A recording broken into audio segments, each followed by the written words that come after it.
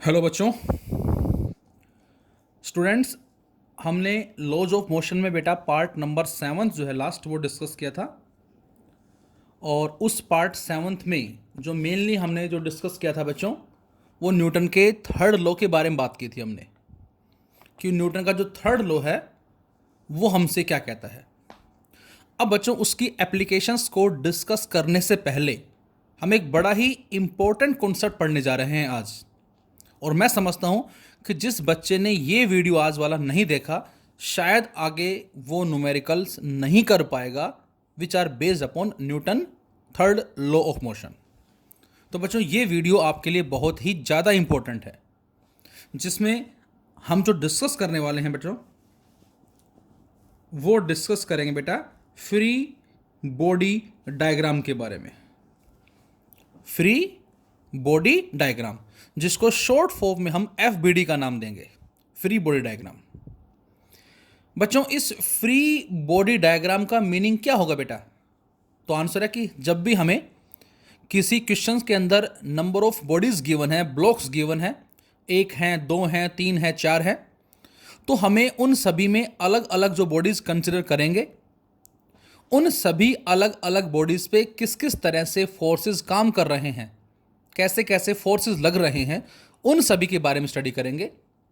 Horizontal force कितने हैं, किस तरफ हैं, वर्टिकल फोर्स किस तरफ हैं, कितने हैं, इन सभी के बारे में चर्चा करेंगे हम। तो बेसिकली उसी को ही हमने यहां नाम दिया है free body diagram. So we can say when a body is in equilibrium, जब कभी बच्चों कोई बॉडी इक्विलिब्रियम में होती है, when a body is in equilibrium is subjected to number of forces and reactive forces, उस पे number of forces काम कर रहे हैं। The equilibrium of such bodies remove the support, तो उस केस में यदि कोई बॉडी किसी वॉल के साथ कनेक्ट है या वॉल से अटैच है, उससे अलग करेंगे हम। Then the equilibrium of such bodies remove the support like wall, floor etc. and replace them by the reaction. Suppose मैं आपसे कहता हूं कि कोई एक वॉल है इस तरह से, और ये हमारा ग्राउंड हो गया, और यहां कहीं हमने बॉडी को लोकेट किया हो कुछ इस तरह से। तो इस बॉडी पे फोर्स कौन कौन लगा रहा है बेटा? तो एक तो ग्राउंड लगाएगा और एक ये वॉल जो है लगा रही है। तो हम क्या करेंगे? जैसे मैंने बोला आपको, मैं फिर रिपीट करता हूं, when a body is in equilibrium is subjected to number of forces, the equilibrium of such bodies remove the support like wall, floor and replace them by reaction which they exerted on body, and the body is isolated system is called free body. तो जरा example लें हम और उस example से समझें। और Newton का थर्ड लॉ हमसे क्या कहता है बेटा? For every action there is equal and opposite reaction. तो बच्चों सबसे पहला एग्जांपल हमने लिया एक सिंगल ब्लॉक का, कि बेटा हमारे पास एक सिंगल ब्लॉक है और ये कुछ इस तरह से ग्राउंड पे रखा हुआ है, और जिसका मास हमने क्या मान लिया? m मान लिया, and we have to make its free body diagram. अब आप ये सोचें कि इस पर कौन कौन से फोर्स काम कर रहे हैं, तो हम लिखेंगे free body diagram of m, या इसको आप ए नाम देना चाहें ब्लॉक को तो आप ये भी लिख सकते हैं, free body diagram of block ए। तो सबसे पहला जो फोर्स है बेटा, ये जो लग रहा है इसके ऊपर, किधर लग रहा है? तो आंसर होगा नीचे लग रहा है। कितना लग रहा है? mg। तो ये इसका वेट होगा जो हमेशा एक्ट करेगा वर्टिकली डाउनवर्ड। कहाँ रखा है? ग्राउंड पे रखा है। तो ये तो हो गया एक्शन एक तरह से, जो ब्लॉक उस फ्लोर पे लगा रहा है, और उसके अपोजिट डायरेक्शन में क्या होगा? वो फ्लोर भी इस पे फोर्स लगाएगा, जिसको हमने NR का नाम दिया, that is the normal reaction, जिसका मीनिंग होगा बच्चों यहां दैट इज नॉर्मल रिएक्शन। अब किसी बुक में इसको NR से रिप्रेजेंट किया गया है, किसी बुक में सिंपल N से लिखा गया है, या किसी बुक में इसको R से लिखा गया है। What ever be the symbol, meaning पता होना चाहिए हमें। आई थिंक NR जो है वो ज़्यादा सुटेबल होगा, नॉर्मल रिएक्शन, जैसा कि इसका नाम है NR, नॉर्मल रिएक्शन, ये लिख सकते हैं हम। अदरवाइज आप जो भी सिंबल लेना चाहें ले सकते हैं, आर भी ले सकते हैं, एन ले सकते हैं। तो यहां पर हम कह सकते हैं क्या कि जो mg होगा बेटा वो एन आर के बराबर होगा या वो आर के बराबर होगा। तो ये हमारा आंसर हो जाएगा इसके अंदर इस तरह से। इसी कैटेगरी में बच्चों मैं आपसे कहता हूं कि अब हमारे पास ब्लॉक एक ना होके दो ब्लॉक हैं कुछ इस तरह। सपोज इसका मास m1 है बेटा और इसका मास m2 है और ये कुछ इस तरह से ग्राउंड पे रखे हुए हैं। इसको मैंने a का नाम दिया और इसको मैंने b का नाम दिया। ये हमारे 1-1 मार्क में एग्जाम में भी आते हैं कि फ्री बॉडी डायग्राम बताओ a का क्या होगा और b का क्या होगा। तो यदि मैं आपसे कहता हूं फ्री बॉडी डायग्राम ऑफ ए का बनाते हैं पहले जरा। तो बच्चों a इसका मास m1 है तो m1g क्या हो जाएगा बेटा, इसका वेट हो जाएगा और ऊपर से r1 मान लेता हूं मैं, that is the normal reaction. ये रिएक्शन किसकी वजह से है, m2 की वजह से है जो m1 पे लग रहा है। तो यहां से बच्चों हम लिख सकते हैं क्या, r1 इक्वल टू m1g। ये हमारे पास आ गया फर्स्ट। अब न्यूटन के लॉ के according for every action there is equal and opposite reaction. यदि मैं आपसे कहता हूं फ्री बॉडी डायग्राम बनाए बेटा किसका, बी का। अब बी पे फोर्स कौन कौन लगा रहा है ध्यान से देखें जरा सभी। m2 है ये, तो सबसे पहले ये तो हो गया m2g और ये कहां किस पे लग रहा है, ग्राउंड पे। ग्राउंड भी इस पे फोर्स लगाएगा से r2। अब आप ध्यान से देख के बताएं इस पे फोर्स और कौन लगा रहा है। तो आंसर है इसके ऊपर जो m1 रखा है उसका फोर्स भी तो लगेगा इसके ऊपर। कितना फोर्स, m1g, जो किधर लगेगा, नीचे की तरफ। ये ऊपर वाला ब्लॉक भी इस पे फोर्स लगा रहा है। अब इसको चाहे आप m1g का नाम दे दें या इसको आप r1 का नाम दे दें, क्योंकि r1 m1g के बराबर ही है बच्चों। तो इक्विलिब्रियम में है ही है बेटा। तो वर्टिकल फोर्स r2 है ऊपर और नीचे की तरफ फोर्स है r1 प्लस m2g। तो इस बार हम बच्चों लिख सकते हैं r2 equal to r1 plus में m2g, या आप चाहें तो r2 बराबर r1 that is m1g plus में m2g, ऐसे भी लिख सकते हैं। या आप चाहें तो m1 प्लस में m2 करके इंटू g भी लिख सकते हैं। ये आ जाएगा हमारे पास a और b का फ्री बॉडी डायग्राम और उसके रेस्पेक्ट में रिजल्ट। अब थोड़ा चेंज करते हैं इसके अंदर, अब थोड़ा चेंज करते हैं। नंबर थर्ड हमने लिया। अगेन हमारे पास दो बॉडी है बेटा, एक ये है और एक ये है। इसका मास हमने मान लिया m1 और बच्चों इसका मास हमने मान लिया m2। पहले वाला केस है बेटा, लेकिन हमने साथ साथ क्या किया, इस पे कुछ इस तरह से एक फोर्स को अप्लाई कर दिया। इस पे कुछ इस तरह से फोर्स को अप्लाई किया। तो इसका मतलब जहां पहले केस में m1 का डायग्राम ये था r1 और m1g, लेकिन इस बार एक फोर्स और लगेगा नीचे की तरफ इस तरह से। तो अब आप खुद सोचें कि इसका फ्री बॉडी डायग्राम कैसा बनेगा।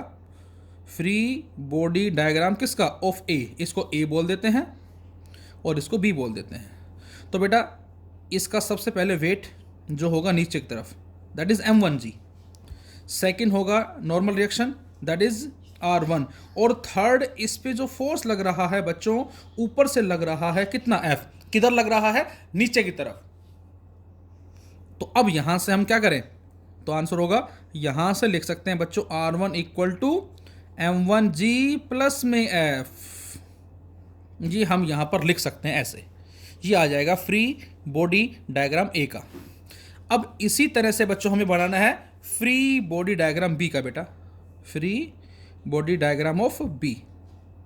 अब जरा बी का देखें कौन कौन से फोर्स लग रहे हैं इस पे। तो बच्चों सबसे पहले ये हो गया m2g और ये हो जाएगा से r2, और इस पे फोर्स कौन लगा रहा है, तो आंसर है ऊपर वाला ब्लॉक। ऊपर वाला ब्लॉक ये वाला, मतलब इस पे एक फोर्स ये लग रहा है बच्चों कितना, क्योंकि इस ब्लॉक के ऊपर ये ब्लॉक रखा हुआ है तो इसका वेट भी नीचे है और इस पे जो F लग रहा है वो भी नीचे है। तो इन दोनों का फोर्स भी इस पे लग रहा है जिसको हम R1 बोल सकते हैं इस तरफ। तो यहां से लिख सकते हैं बेटा R2 equal to R1 plus में m2g, और R1 की वैल्यू यहां से उठा के रख दें हम यहां। तो बच्चों R2 आएगा R1, that is M1G plus F और प्लस में M2G। तो ये हमारा आंसर आ गया। या इसको और थोड़ा सिंपल लिखना चाहें हम, M1 प्लस में M2 इंटू G और प्लस में F लिख दिया मैंने। ये हमारा आ जाएगा free body diagram of B। उसके हिसाब से रिजल्ट जो है वो क्या होगा। अब इसी में ही बच्चों यदि हम ब्लॉक 3 ले लेते तो क्या होता। सपोज एक ब्लॉक है, 2 ब्लॉक है और ये तीसरा ब्लॉक हो गया।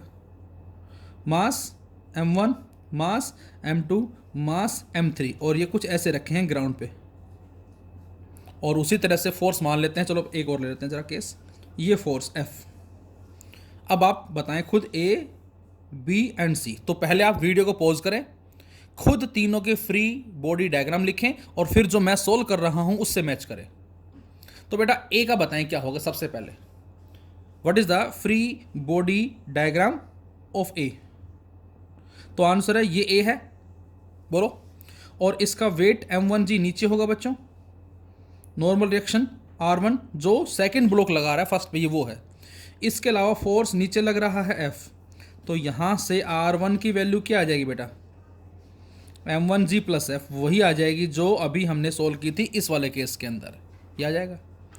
अच्छा अब बात करें हम B की, free body diagram of B। अब B है ये, इस B का मास M2 है तो बेटा ये क्या हो जाएगा M2G और ये हो जाएगा R2।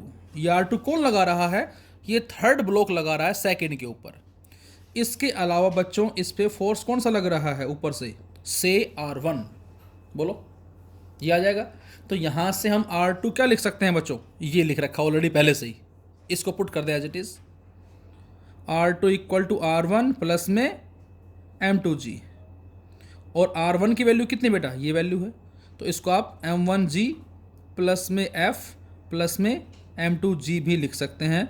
और चाहें तो आप M1 M2 और G कॉमन ले लें, इस तरह से भी लिखा जा सकता है ये। अब थर्ड का बताएं जरा, इसी में बना देता हूं फिलहाल मैं। थर्ड का यहां बना देते हैं जरा। हमें बनाना है free body diagram of C। अब C में देखिए जरा ध्यान से बेटा, ये हो गया क्या M3G और ये हो जाएगा R3। ये R3 कौन सा फोर्स है, नॉर्मल रिएक्शन है जो ग्राउंड एक्सर्ट कर रहा है इसके ऊपर।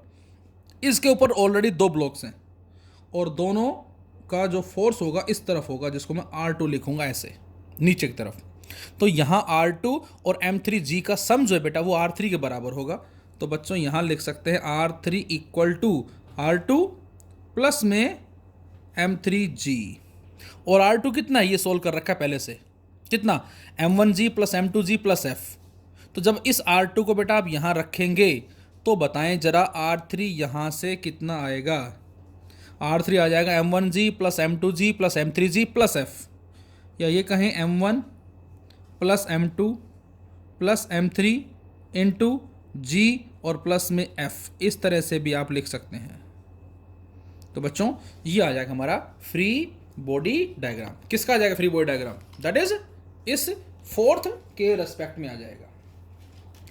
अच्छा यदि हम थोड़ा सा चेंज करें इसको बच्चों, चेंज करने मतलब जो फोर्स लग रहा है बेटा हम इसको थोड़ा चेंज करते हैं। सपोज डायग्राम नंबर 5 लेते हैं हम जरा। तो हमने डायग्राम नंबर 5 लिया और इस डायग्राम 5 में थोड़ा सा हम चेंज कर रहे हैं। ये ब्लॉक हो गया बेटा कुछ इस तरह से, मास इसका मान देते हैं, ब्लॉक को A का नाम दे देते हैं और इस पे फोर्स कुछ इस तरफ लगा है F, and this force makes an angle theta with the horizontal. अब इस केस में क्या होगा, तो आंसर है पहले जरा फोर्स को रिजोल्व करें। तो बेटा इस और साथ साथ इसको रिजोल्व करेंगे हम। तो इस फोर्स का जो इधर कंपोनेंट आएगा, इस फोर्स का जो इधर कंपोनेंट आएगा वो क्या आएगा, that is F cos theta. और बेटा इसका जो इस तरफ कंपोनेंट आएगा वो क्या आएगा, that is F sine theta. एक अच्छा, उसके अलावा इसका वेट किधर होगा, नीचे, और नॉर्मल रिएक्शन किधर होगा, ऊपर। तो क्या मैं लिख सकता हूं यहां से mg equal to R plus F sine theta, मतलब ऊपर जो फोर्स है उनका सम इसके बराबर होगा। ये इस बात का मतलब है। तो यहां बच्चों हम लिख सकते हैं ये बन गया फ्री बॉडी डायग्राम इस ब्लॉक ए का। This is the free body diagram of A. तो बेटा यहाँ से R प्लस में एफ साइन थीटा जो है वो बराबर लिखा जा सकता है किसके, mg के। तो यहाँ से R की वैल्यू क्या आएगी बच्चों, mg माइनस में एफ साइन थीटा। अब इस ब्लॉक को आगे कौन ले जाएगा, F cos theta, if the value of F cos theta is more than friction. लेकिन वो अभी हम आगे स्टडी करेंगे। तो इसका मतलब ये जो फोर्स है ये रिस्पॉन्सिबल होगा to produce the acceleration in this block, क्योंकि इसको अपोजिंग करने वाला कोई फोर्स नहीं है भी तो सपोज हमने मान लिया नेग्लिजिबल है फ्रिक्शन फोर्स, तो इसकी वजह से इसमें एक्सेलरेशन होगा। तो न्यूटन के लॉ के अकॉर्डिंग फोर्स बराबर मास इनटू एक्सेलरेशन, एफ बराबर मास इनटू एक्सेलरेशन। कौन सा फोर्स, जो एक्सेलरेट करवा रहा है, और इस क्वेश्चन में एक्सेलरेट कौन करवा रहा है, that is F cos theta. तो यहां से F cos theta equal to M A. तो बेटा इस ब्लॉक का जो एक्सेलरेशन होगा ए, उसको आप लिख सकते हैं F cos theta upon M. ये आ जाएगा। इस केस में एक्सेलरेशन की वैल्यू जो है वो क्या होगी। लेकिन बच्चों इसी के अंदर यदि आपको फिर से कुछ डायग्राम देता है ऐसे, लेकिन इस बार जो फोर्स लग रहा है वो कुछ ऐसे लग रहा है, इन दिस वे एफ। मतलब पहले फोर्स जो लग रहा था वो ऐसे लग रहा था इस तरफ, इस बार फोर्स लग रहा है ऐसे लग रहा है। तो वही सेम काम करें, जरा इसको रिजोल्व करें कंपोनेंट के अंदर। तो बच्चों जब इसको हम रिजोल्व करेंगे बेटा, तो इसका जो इस तरफ कंपोनेंट आएगा इधर, वो आएगा एफ कोस थीटा, ध्यान से देखें। और इसका इस तरफ जो कंपोनेंट आएगा, ध्यान से देखें, ये नीचे की तरफ, that is F sine theta. अच्छा उसके अलावा ये क्या है बेटा, ये एम जी है, और उसके अलावा ऊपर क्या है, that is R, normal reaction है। और इस बार एफ साइन थीटा भी नीचे है, एम जी भी नीचे है। तो बच्चों ये बन गया फ्री बॉडी डायग्राम ऑफ ए, बोल देते हैं दोबारा से इसको हम।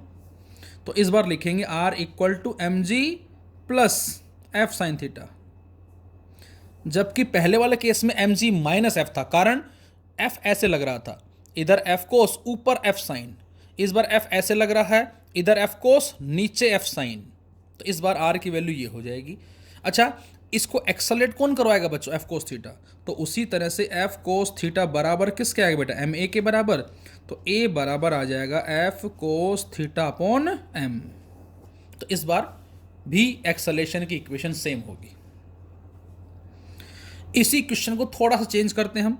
लाइक एक ब्लॉक दे दिया ये बेटा हमें, और एक ब्लॉक दे दिया ये, से M1 एंड M2।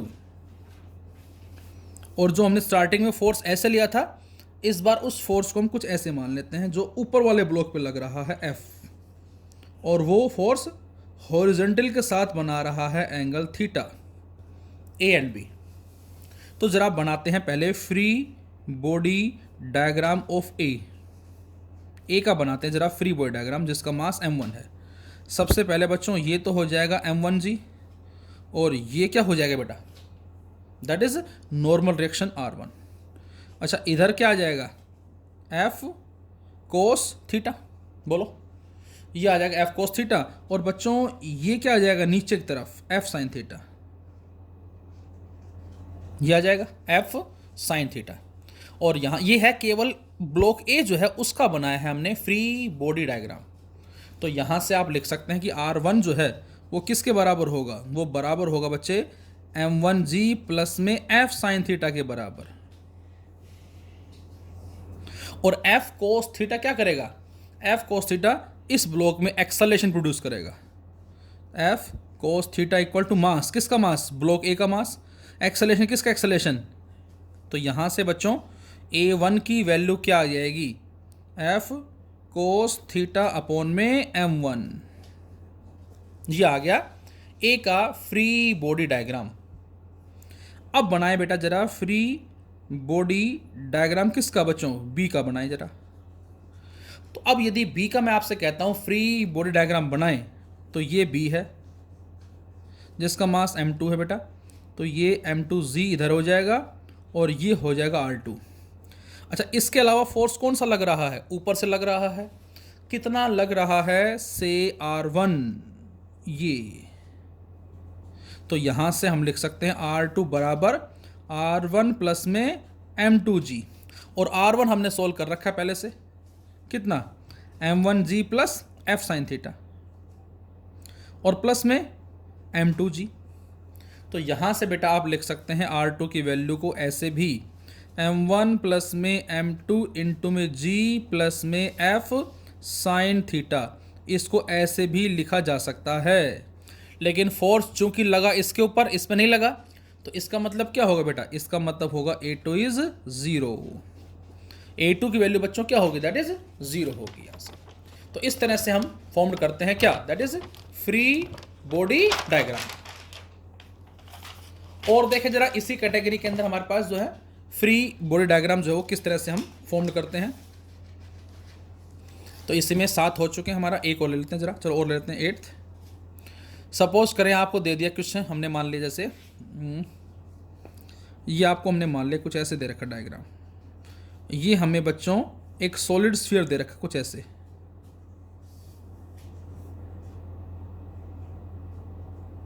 ये आपको एक सॉलिड स्फीयर दे रखा है, और जिसको इस तरह से 2 वर्टिकल वॉल्स कह सकते हैं हम, उनके बीच में रखा हुआ है, और इसका हमें एक फ्री बॉडी डायग्राम जो वो बनाना है। ये ऐसे क्वेश्चंस एक एक नंबर में एग्जाम में देते हैं बच्चों, make its free body diagram. तो बेटा अब इस पे बताएं कौन कौन सा फोर्स लग रहा है। तो इसको मैं ए नाम दे देता हूँ, तो इसको हम बोल देते हैं वाल 1, और इसको बोल देता हूँ वाल 2, W1 एंड W2 का मतलब वाल 1 एंड वाल 2। तो बच्चों इसका फ्री बॉडी डायग्राम जो होगा ए का, देखें जरा, सबसे पहले इसका वेट वो किधर होगा बच्चों, नीचे की तरफ होगा, कितना होगा से mg। अब बच्चे मिस्टेक क्या करते हैं, ऊपर दिखा देंगे नॉर्मल रिएक्शन, नहीं, इसका ग्राउंड से कांटेक्ट नहीं है, इसका यहां से कांटेक्ट है और यहां से कांटेक्ट है। तो इस बार इधर फोर्स नहीं लगेगा, इधर लगेगा इस तरफ। तो एक फोर्स लगेगा ये यहां से जो लग रहा है, ये वाला जो ये वॉल लगा रही है स्फीयर के ऊपर, दिस वन, इसको आप बोल सकते हो से N1 बोल दो आप। N1 का मतलब नॉर्मल रिएक्शन है जो लगा रही है वॉल W1 किस पे, स्फीयर पे। तो इसको आप N, ये लग रहा है किस पे, स्फीयर पे लग रहा है, और वॉल की वजह से लग रहा है, तो इसको NSW बोल दो चाहे आप। और कौन सी वॉल है, फर्स्ट वॉल है, ऐसे बोल सकते हो। दूसरा लग रहा है यहाँ से इस तरह, दूसरा फोर्स लग रहा है बेटा यहाँ से इस तरफ लग रहा है ऐसे, इसको क्या बोलोगे आप, से N2 बोल दो चाहे आप इसको, या इसको आप क्या बोल सकते हो, NSW2 बोल सकते हो आप। एस पे फोर्स सेकेंड वॉल की वजह से। तो ये बन जाएगा बच्चों इसका फ्री बॉडी डायग्राम। 3 फोर्स हैं, एक ये दीवार लगा रही है, एक ये दीवार लगा रही है, और एक इसका mg जो नीचे की तरफ है। इसी कैटेगरी में मैंने आपको दिया, सपोज करें हमें डायग्राम दिया कुछ ऐसे,